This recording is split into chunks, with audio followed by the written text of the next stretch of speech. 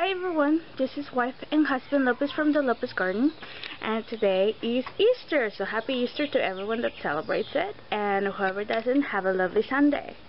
Anyways, today we're going to show you a little bit of what we have here, which these are the seeds of the lamb's quarter, or magenta lamb's quarter, also known as geese feet, or something like that, and it's time to chop it down. Goose foot? Yeah. Well, geese feet, goose foot, I think pig's tail or something like that too. Oh. So it has different names, but the thing is that today this is going to go away.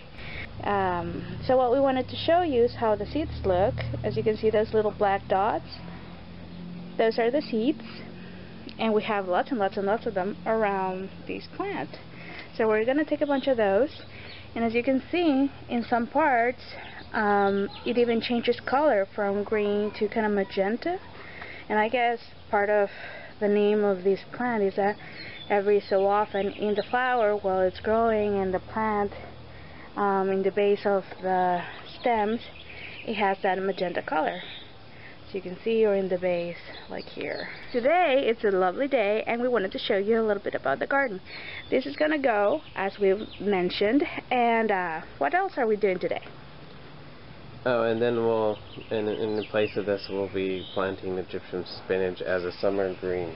As you can see, our blue roses that are purple or violet are also blooming. They're a little burned too because the sun's been really bright, but there you have one of them, and the other is back there.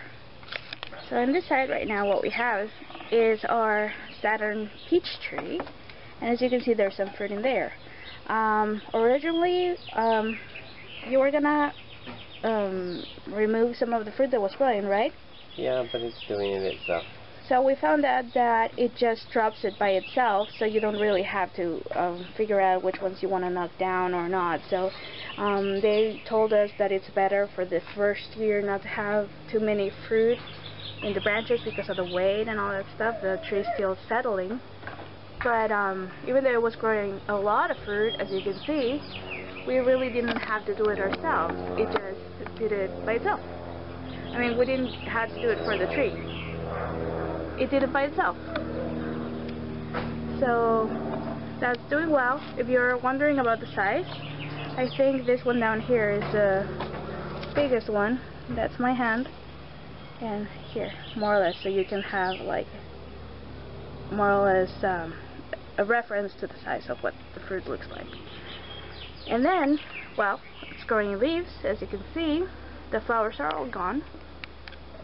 We've had different bees coming to pollinate, and then here in the base you can see how huge the comfrey looks like. Yep, we're getting some big, huge leaves out of our comfrey plants this year. Compared to what you remember from last year. Well, yeah. In fact, this is the old comfrey plant. See how big it got? Why do you think it got so big? I think that these had a particular bacteria or fungus because they came pretty muddy. And I think what happened is that it just needed to get inoculated with that bacteria or fungus, and it really... Which was beneficial for our previous comfrey. Yeah. Okay, so these are our cherries, and... This is our cherries. This is our Bing cherry, and this is our Tartarian cherry, which is struggling on, but it's doing good. It looks like we actually got some shoots coming up, some main branches. As you know, earlier before, it was sick before. So I'm happy with it. And then our bananas starting to put out lots of leaves. Hopefully we'll have bananas this year. And then over here you can see our kale, which got attacked by aphids pretty bad. And a little bit of cabbage loopers, because I caught. So let's see, you can see here. So those are, and then if you look at that one, that plant did not get affected on the And one reason why what we're doing is I put these in here to put the green onions to help keep away the cabbage loopers. Hopefully that will help once they grow up more. And then we planted some more bush beans, as you can see. These are contender bush beans, and they're just to help with the nitrogen fixing, to help feed the plants a little bit. These are eggplants, they're coming along nicely. So we'll see how they do this year. What are these? We went ahead and we put them in the, those are green onions again for the same reason. For the cabbage loopers? Yes. So we're hoping that this year we will get a lot more than we did last year. Last year we actually only had like 2 fruit, and from that just technically 1, right? Yeah. So this year hopefully it'll be better. We know now what happened, and hopefully we'll do better. But then here we have tomatoes. As you can see, we already placed a borage, or barrage like we were calling it last year. Yeah. And they're growing really nicely, as you can see, all the way in the edges. And then here we have our Ace 55. So for the planting so far, I mean, they're doing great, I think. And they're already starting to flower, because remember last year they were just mostly a lot of green, so we changed the way we did things, and so far my theory will work, it looks so far. And how long has it been since we did this? Like about a month, no? Yeah, I think so. So I think they're doing really good, considering that all of a sudden our winter that was warm became cold. We were like, no, we just planted the tomatoes. Anyways, but then the heat came back, so that's good for them, and they're getting enough sun. Because something we learned is, and you should know too, when you're planting tomatoes, they need minimum of 6 hours in the sun, and this is for fruit production. And technically, you need to be very aware that they're getting more than 6 hours, preferably, but at least 6 hours. And as you can see over there in the back, there are some flowers. Now over here we have the black rim, which are also doing really fine. And I think separating them, as you can see, they're in different bins and they're big enough.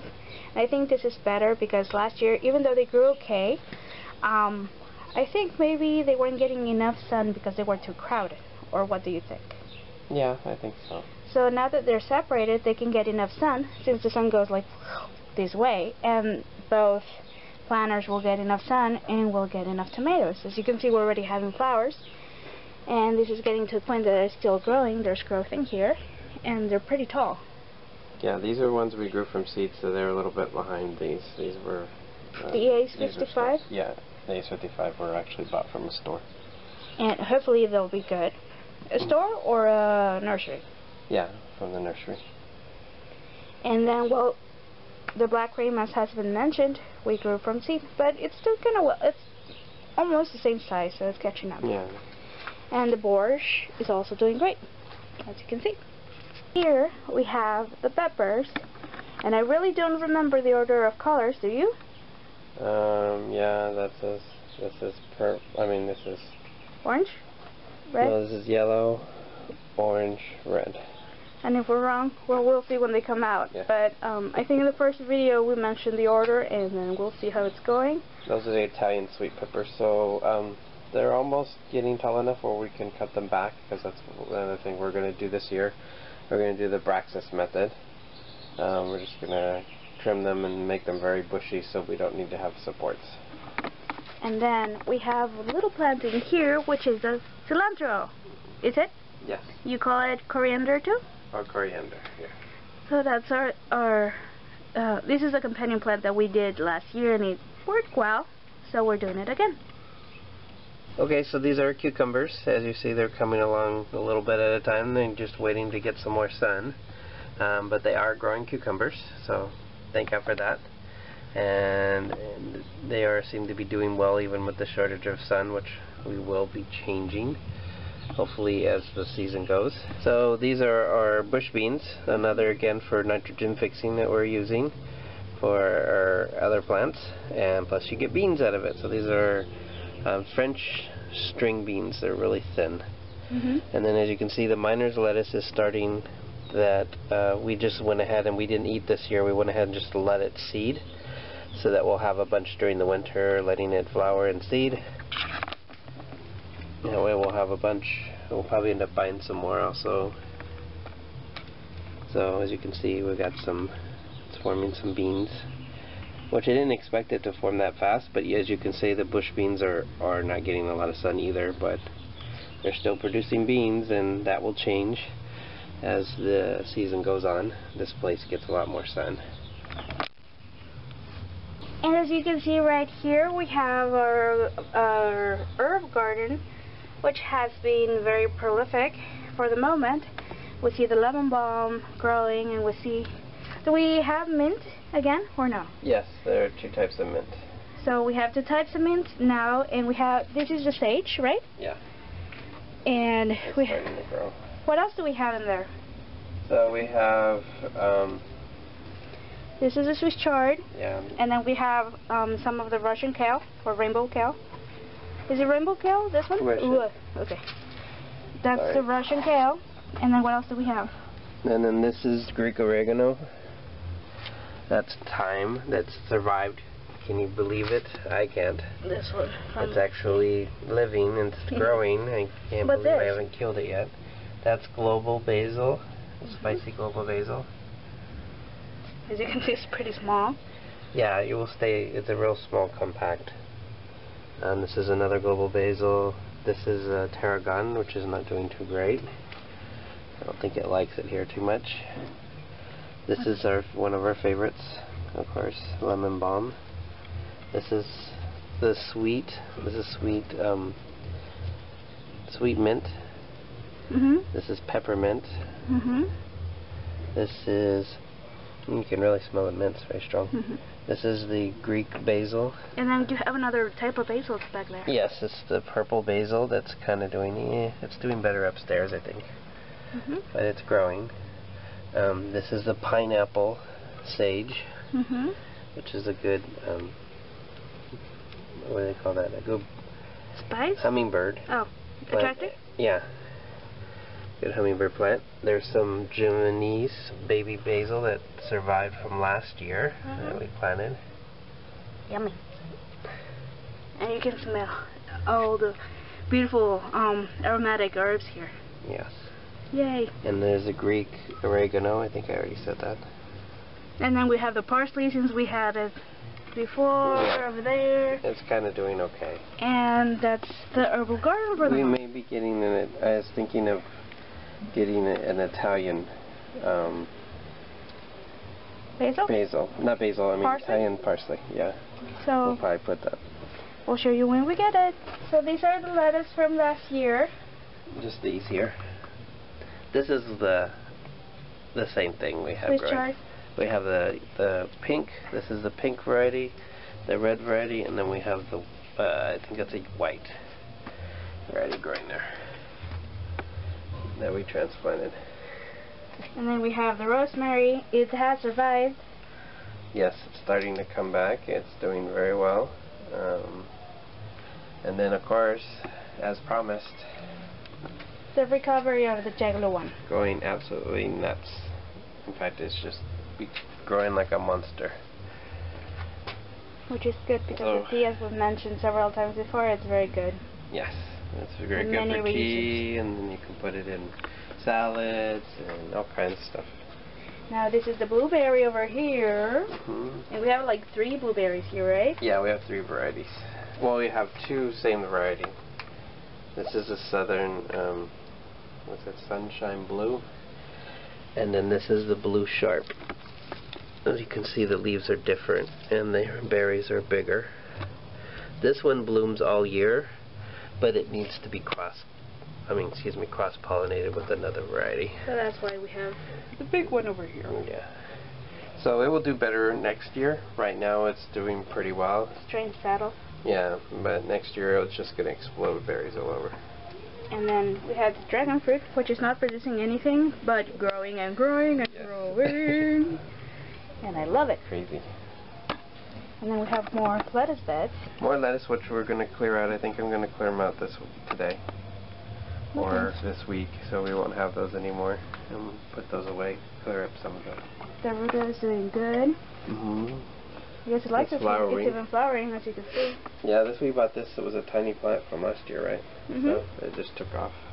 And then something I'm very proud of, our mandarin tree. Yeah, it's doing good. It's blooming and it's producing, and apparently there's a lot of fruit there. Let me zoom in to show you. And this is the first year since we planted this. As you can see, there's some fruit in here. There's still some flowers here. More fruit over there. And the bees are loving it, and we're gonna love it. So I think the fruit is gonna be done by probably fall, or maybe even winter. Who knows? With the crazy weather, how it's been going. But like good things, some things take their time, right? Yeah. If they're good, they take their time. So this is our corn salad. As you can see, it's seeding. Unfortunately, it didn't do good this year because it was too warm. It is a cold season plant, so I decided that we weren't going to eat any this year, and we're just going to let it seed. So we'll have some seeds tomorrow. For next year. For next year. So what you see over there is one of our kales. Is it a Russian kale? Or rainbow kale? No, it's a rainbow.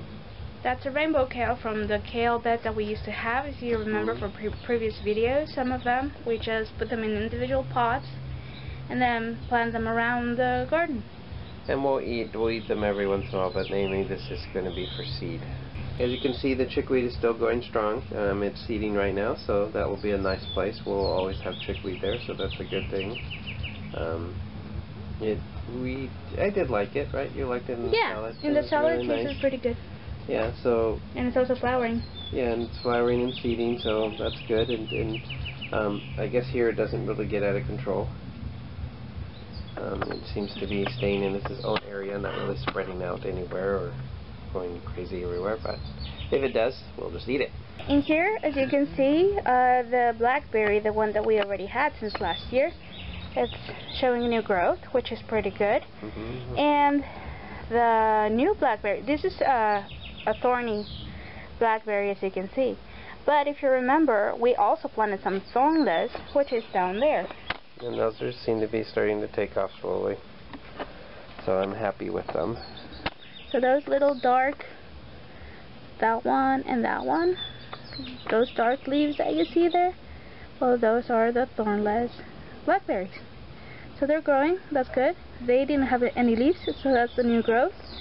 And then once we have some fruit, we'll show you. So this is a kefir lime. As you can see, there's fruit growing, and it's probably going to take as much time as a mandarin will. So as you can see, and well, if you can't reference the size, it's about the same size as a mandarin, which is kind of like very, very tiny right now. But there's quite a bit of fruit. A difference from previous years where there's only about one or mostly two. But this year, apparently there's going to be quite a bit of fruit, even though we mostly want it for the rain. And then the tree itself has a lot of new shoots, which is great because we use them for the curry. And they taste very good. What else can you use the leaves for? That's pretty much it. I guess you can make teas. I've heard that out of the fruit, it makes good shampoo. So I didn't know that. Also, I learned one thing about this year is that when it's fruiting, you have to make sure that it has consistent amount of water, or it drops the fruit. That's what I learned. We had some. It got kind of dry over here, and I didn't water it. And I noticed all the fruit just fell off. So but once I watered it, they're producing again. Fine. Yeah. And that's it? So it's very important when it's fruiting that it gets enough water. I guess mainly all plants that are fruiting, they require quite an amount of water because the fruits are mainly water, right? Yeah, and this is a subtropical plant. So if you think about Thailand's really wet and hot, you know. So there's some of the flowers there.